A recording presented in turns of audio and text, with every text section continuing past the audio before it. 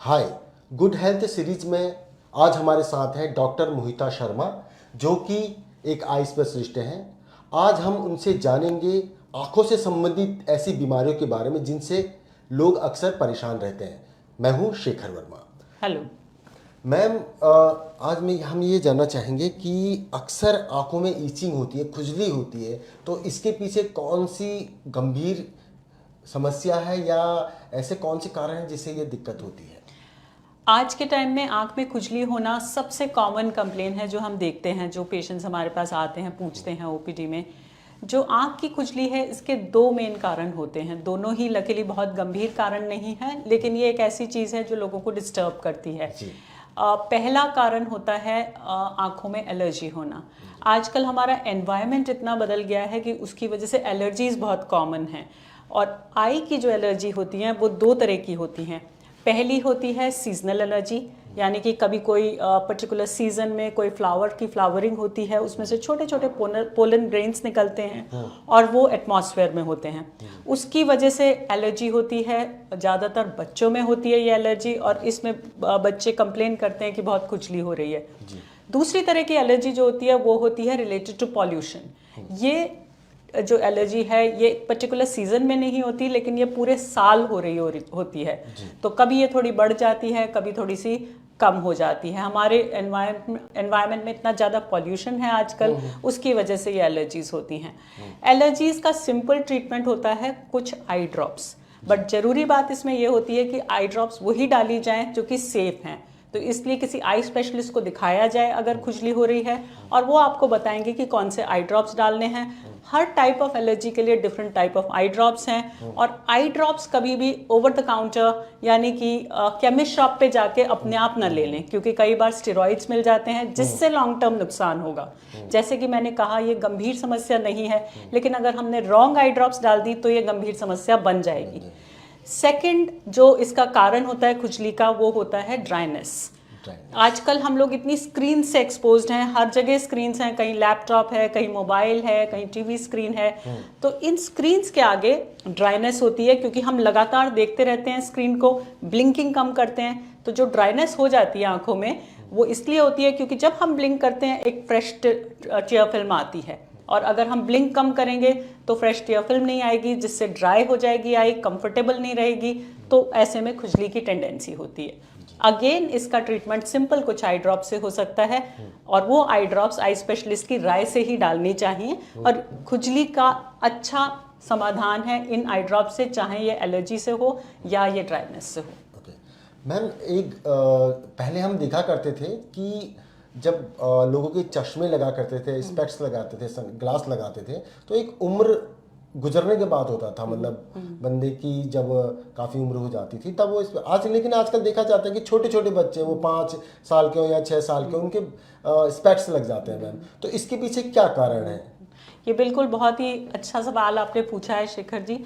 इस पे बेसिकली ये होता है कि हम लोग आजकल ये देखते हैं कि छोटे बच्चे यानी कि 5-6 साल के बच्चे हमारे पास आते हैं, उनको आई की प्रॉब्लम होती है और चश्मे की ज़रूरत होती है। जो कि हम लोग पहले देखा करते थे कि 12-13 साल पे ये चश्मे लगा करते थे, और धीरे धीरे बढ़ के 18 पे स्टेबल हो जाते थे। इसका सबसे बड़ा कारण है स्क्रीन्स का एक्सपोजर। जब भी हम स्क्रीन के आगे हैं तो हमारे आँख के इंटरनल मसल्स जो होते हैं वो एक्टिव हो जाते हैं। इस प्रोसेस को हम अकोमोडेशन कहते हैं, और इसकी वजह से चश्मा जल्दी आने का चांस रहता है। ये स्टडीज से बल्कि ये देखा गया है कि जो बच्चे 2 से 3 घंटे आउटडोर एक्टिविटीज़ में बिताते हैं, यानी कि बाहर कोई भी खेलना कूदना कुछ भी कर रहे हैं, कंपेयर टू जो बच्चे जो बाहर कम जा रहे हैं, 2 से 3 घंटे से कम जा रहे हैं और ज़्यादातर स्क्रीन पर हैं, तो जो बच्चे आउटडोर एक्टिविटीज़ कम करते हैं उनमें चश्मा लगने का चांस ज़्यादा होता है। लाइफस्टाइल बहुत बड़ी वजह है। बहुत बड़ी वजह है, यही मेन वजह है रादर। मैम, जैसे लोगों के आंखों के नंबर्स, जो चश्मे के नंबर होते हैं, काफ़ी बढ़ जाते हैं, तो क्या ऐसी कोई उपाय या कोई इलाज है जिससे उनके आंखों के नंबर, चश्मे के नंबर कम किए जा सकें? हम लोग आजकल इस पे बहुत काम हो रहा है। हम लोग भी बहुत कुछ कर रहे हैं इस पे। इसको हम लोग कहते हैं मायोपिया मैनेजमेंट टेक्निक्स। आज से कुछ साल पहले तक अगर किसी का नंबर बढ़ रहा हो तो वो बढ़ता ही चला जाता था और उसका कोई इलाज नहीं था, लेकिन आजकल ऐसी टेक्निक्स हैं जिससे बढ़ते हुए नंबर को रोका जा सकता है। इसमें सबसे पहले तो कुछ स्पेशल टाइप की आई ड्रॉप्स हैं। रात को सोने से पहले एक एक ड्रॉप अगर डाल ली और लगातार डाली कुछ साल तक तो चश्मे का नंबर तेज़ी से नहीं बढ़ेगा। दूसरा एक स्पेशल टाइप का चश्मा है जो कि अलग प्रिंसिपल से बना होता है। दिखने में वो नॉर्मल चश्मे जैसा ही लगेगा, लेकिन सेंटर में उसमें पावर होगा और साइड में एक हम थोड़ा सा ब्लर देते हैं, तो वो ब्रेन को ऐसा फोकस, ऐसा वो देता है स्टिमुलस की, जिससे जो नंबर बढ़ना है वो कम बढ़ेगा। तो इन दोनों टेक्निक से ये देखा गया है, हम लोग इसको मायोपिया मैनेजमेंट टेक्निक्स कहते हैं, कि जो चश्मे का नंबर है बाय अराउंड 60% कट डाउन हो जाएगा, जो कि एक बहुत बड़ा वो है, एडवांटेज है। क्योंकि जितना हाई नंबर होगा उतना ही पर्दा या रेटिना वीक हो जाता है, और पर्दा या रेटिना वीक हो गया तो उससे ब्लाइंडनेस भी हो सकती है। तो हमारा एम ये रहता है कि ये नंबर जो है ये बहुत ज़्यादा ना बढ़े। अच्छा मैम, आजकल लोग फैशन के तौर पर हालांकि वो चश्मा लगाते हैं, लेकिन कहीं पार्टीज़ में जाते हैं या कहीं घूमने जाते हैं तो कॉन्टैक्ट लेंस का इस्तेमाल करते हैं। तो कॉन्टैक्ट लेंस लगाना कहाँ तक सही है और ये कितने समय तक लगाया जा सकता है, एक बार लगाने की कितनी देरी तक, और क्या इससे कुछ नुकसान भी हैं? कॉन्टैक्ट लेंस एक अच्छी टेक्निक है। अगर कोई चश्मा नहीं लगाना चाहता, से कॉस्मेटिक पर्पस की वजह से वो उनको चाहते हैं कि चश्मा ना लगाओ आँख के आगे, तो कॉन्टैक्ट लेंस लगाने में कोई हार्म नहीं है। बस ज़रूरी ये है कि कॉन्टैक्ट लेंस का एक क्लीनिंग शेड्यूल होता है, उसको बहुत अच्छी तरह से फॉलो किया जाए। अगर वो क्लीनिंग शेड्यूल नहीं फॉलो किया जाएगा तो ये बाहर की चीज़ है, उसको आप आँख के अंदर लगा रहे हैं। कॉन्टैक्ट लेंस निकाल के उसको साफ करना चाहिए। नहीं, दिन में एक बार भी हम साफ कर लेंगे तो ठीक है। लगाने से पहले अच्छे से उसको क्लीन कर लिया, और जब सोने से पहले जब उसको उतारा तो उसके बाद उसके सॉल्यूशन को चेंज कर लिया, जिससे कि कोई इन्फेक्शन के चांसेस ना हो। लेकिन कई लोगों की आंखें लाल हो जाती है मैम, दर्द होने लग जाता है, क्या वो कॉन्टैक्ट लेंस उसका जो जिस कंपनी का बना हुआ है, क्या वो बेकार है या फिर कॉन्टैक्ट में दिक्कत है या आंखों की दिक्कत है? ज़्यादातर ये चीज़ तब होता है जब ओवर यूज़ हो, यानी कि ये है कि सुबह उठते ही लगा लिया और रात को सोने से पहले उसको निकाला, तो आंख में जो हमारा कॉर्निया या काली पुतली है जिसके ऊपर कॉन्टैक्ट लेंस लगा है, उसको कोई ब्रीदिंग स्पेस ही नहीं मिली, ऑक्सीजन नहीं मिली। तो हम लोग ये कहते हैं कि अगर कॉन्टैक्ट लेंस आप लगा भी रहे हैं तो 2 से 3 घंटे कम से कम ऑफ कॉन्टैक्ट लेंस रहें, जिससे हमें कॉर्निया को ऑक्सीजनेशन मिले, तब ये रेडनेस और ये सब इरिटेशन होने के चांसेस बिल्कुल हो जाएंगे। कभी ऐसी सिचुएशन बन जाती है कि वो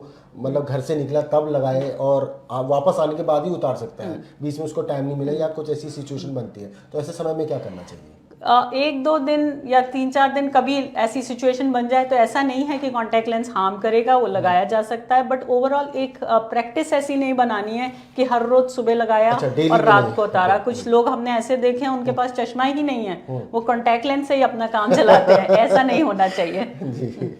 अच्छा मैम, आजकल लैपटॉप, कंप्यूटर, क्योंकि डिजिटल का ज़माना है, ऑनलाइन का ज़माना है, वर्क फ्रॉम होम चल रहा है कोविड के बाद, खासकर लोगों की लाइफस्टाइल में काफ़ी चेंज आया है। तो लेकिन काफ़ी देर तक कंप्यूटर या लैपटॉप में काम करने की वजह से उनकी आंखें नम हो जाती है, दर्द होने लगता है, तो क्या ये इसके दूरगामी लॉन्ग टर्म में कोई नुकसान हो सकता है इससे, और इसके होने का क्या कारण है?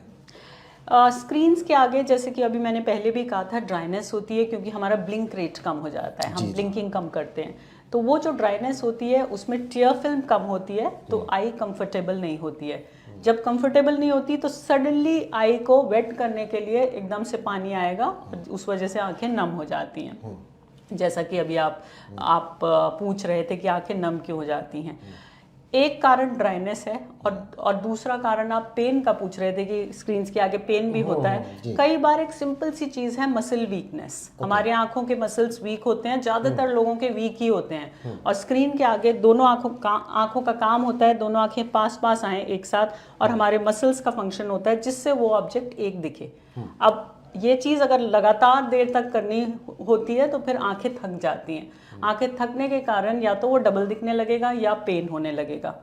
इनके सिंपल ट्रीटमेंट ड्राइनेस का मैंने बताया कि कुछ आई ड्रॉप्स लुब्रिकेंट हैं, और दूसरा मसल वीकनेस जो है इसका भी एक सिंपल ट्रीटमेंट है। कुछ आई एक्सरसाइजेस होती हैं जो आपको डॉक्टर्स बता सकते हैं, या तो आप मशीन पे करते हैं किसी आई डॉक्टर की क्लिनिक पे, या आप घर पे भी कर सकते हैं, तो इससे आप कंफर्टेबल हो जाएंगे।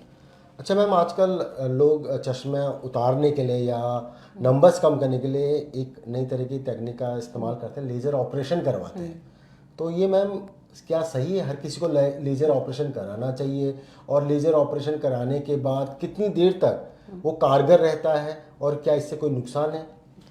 जो लेज़र ऑपरेशन किया जाता है चश्मा हटाने के लिए, इसको हम लोग लैसिक लेज़र कहते हैं। आजकल इसकी टेक्नोलॉजी बहुत एडवांस हो चुकी है और हम लोग भी एडवाइस करते हैं और हमारे हिसाब से ये चीज़ अच्छी टेक्निक है, क्योंकि चश्मा एक बार हट जाए तो आपको चश्मे से तो ट्यूबुलर विजन इतना ही दिखता है, लेकिन लेज़र आपने किया तो वो आपको पूरा फील्ड दिखेगा, तो आपकी क्वालिटी ऑफ विजन अच्छी हो जाएगी। लेकिन इसमें जरूरी है 2-3 क्राइटेरिया होते हैं कि किसका लेजर हो सकता है, किसका नहीं हो सकता। ऐसा नहीं कि हर किसी का हो सकता है। 10 में से 8 लोग ऐसे होते हैं जिनका हो सकता है, 10 में से 2 होते हैं जिनका नहीं हो सकता। वो कौन सी कंडीशन होती है मैम? सबसे पहले तो हम लोग इस चीज़ में कॉर्निया या काली पुतली जिसके ऊपर लेज़र किया जाता है उसको चेक करते हैं, उसकी थिकनेस ठीक है कि नहीं, उसमें कोई इरेगुलरिटीज़ हैं कि नहीं। तो कुछ इन्वेस्टिगेशंस हैं जिसको हम टोपोग्राफी कहते हैं, उससे ये देखा जाता है कि सूटेबल है कि नहीं आँख। दूसरा, उम्र जो है 18 से ऊपर होनी चाहिए और पिछले 1 साल में आपका पावर कांस्टेंट होना चाहिए, मतलब ना घटना ना बढ़ना। हाँ, कोई मेजर उसके अंदर शिफ्ट ना आए। क्योंकि अगर ऐसे लेज़र वन टाइम प्रोसीजर है, एक बार किया, ऐसा नहीं कि हम अगले साल फिर करेंगे अगर नंबर बढ़ गया तो पावर कांस्टेंट हो, 18 साल से ज़्यादा उम्र हो, और जो हमारी इन्वेस्टिगेशन है टोपोग्राफी जिसमें हम कॉर्निया का पूरा चार्ट करते हैं वो ठीक हो तो लेज़र में कोई परेशानी नहीं, अच्छा प्रोसीजर है। लेकिन इनमें से कोई भी कंडीशन मीट नहीं हो रही तो फिर लेज़र उनके लिए नहीं है। अच्छा मैम, लेजर ऑपरेशन कराने के बाद क्या चश्मा पूरी तरह से हट जाता है या क्या उसके बाद भी लोग चश्मा लगाना पड़ता है? जो लेज़र ऑपरेशन है वो पावर को ऑलमोस्ट ज़ीरो कर देता है। टारगेट होता है हमारा 0 पावर का, और ये जो लेज़र ऑपरेशन है इसमें जो पावर है 0 हो जाता है। 0 नहीं होता, टारगेट 0 का है लेकिन थोड़ा माइनर रहता है, तो डिपेंडेंस नहीं रहती चश्मे पे। तो लेकिन ये है कि माइनर परफेक्शन के लिए कभी कभी ज़रूरत पड़ता है लगाना, और उसके बिना भी काम चलता है। और लॉन्ग रन में ये जो पावर है ये ऐसा नहीं कि वापस आएगा, एक बार हटा दिया तो वो हमेशा के लिए प्रोसीजर हो जाता है। तो ये थी डॉक्टर मोहिता शर्मा जिन्होंने काफी अच्छी तरीके से सवालों के जवाब दिए। ऐसे ही नए सवालों के जवाब देने के लिए जुड़े रहिए जी न्यूज डिजिटल के साथ।